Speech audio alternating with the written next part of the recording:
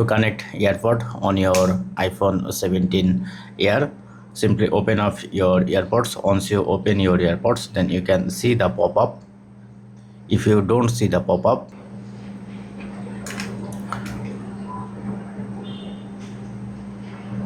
you can see the pop-up is coming. Just press on connect, then it will be automatically connect. But if you don't see, then simply go to your Bluetooth, go to Bluetooth setting. Now wait a couple of seconds to searching the device, then you can see, just press the device name, then it's automatically connected. Now if you press the eye icon, you can see all of your data. You can cancel noise translator off, or you can customize all things from this. Or top right corner, open your control panel, then you can see this option. So that's it. This is how you can easily connect it. Thank you.